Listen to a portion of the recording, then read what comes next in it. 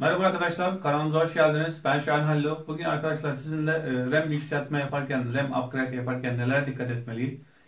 Onlardan biraz bahsedeceğim. Ben de kendi sistemimi toplarken param yoktu. Bir tane RAM almıştım, 8 GB RAM almıştım. Sonra bir upgrade yapayım dedim.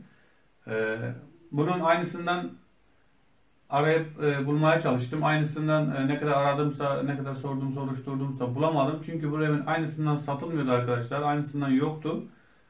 Benim amacım hani bunu nereden bulduğum değil ama RAM'lerin aynı özelliğe sahip olması için anlatacağım. Bu RAM'ler kutuda tek satılıyor arkadaşlar. Bilginiz olsun. G-Skill'in RIP-GS modeli. RIP-GS modeli DDR4 RAM'ler arkadaşlar.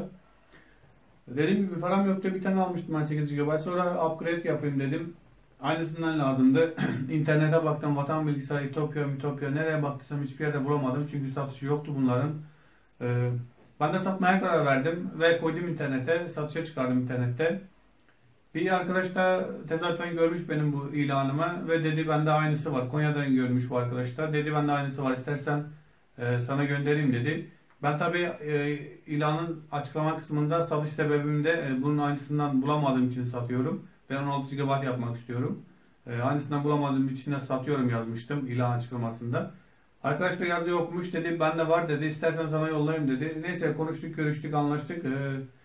Ürün geldi. Yani demek istediğim arkadaşlar RAM yükseltme yapacaksanız birebir aynısı olacak.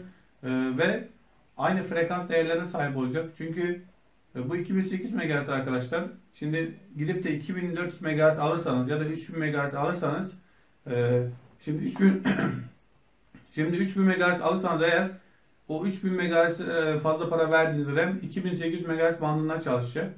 Frekansında çalışacak daha doğrusu. Çünkü bu 2800 MHz bundan yükseğini alırsanız otomatikman aşağı düşecek frekansı.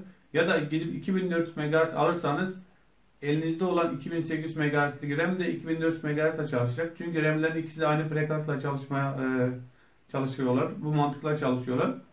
Ben de onun için 2800 MHz'lik RAM'i satayım dedim. 3000 alayım ya da daha 3200 falan alayım dedim. Anakartını destekliyorsa bu arada ona da dikkat edin arkadaşlar.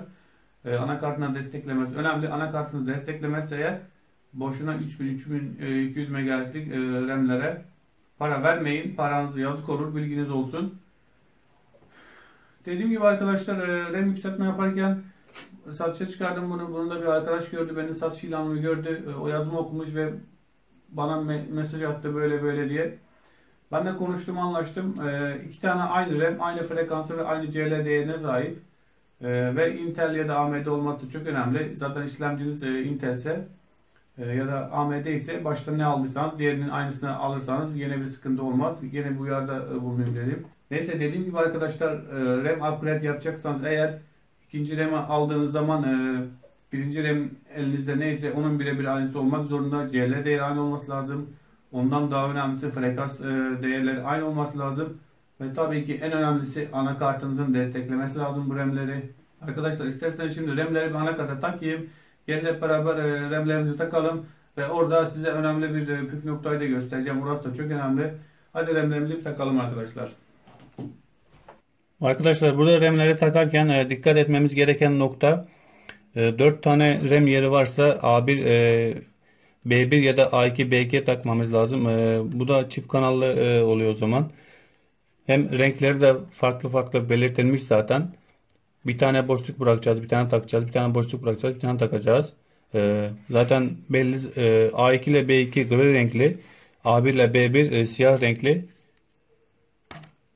İki tane RAM taktığınız zaman bunlara dikkat edin ve şu aradaki boşluğa dikkat edin. Yanlış takmayın. Ve şimdi ben RAM'leri takacağım. Hangi surata takacaksam eğer onun çeltiğini açtım. Burada ben griye takacağım. Yani A2 ile B2'ye takacağım. Ve RAM'lerimi bu şekilde oturtuyorum.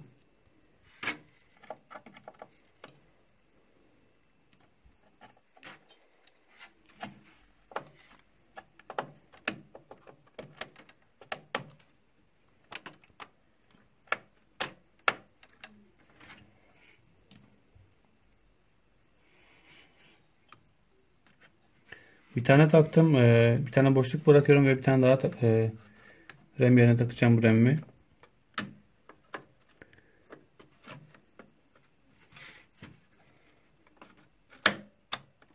Evet.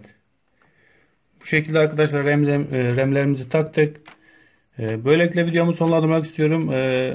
Kanalıma abone olmayı ve videomu like atmayı unutmayın. Kendinize iyi bakın. Hoşça kalın. Bir sonraki videoda görüşmek üzere.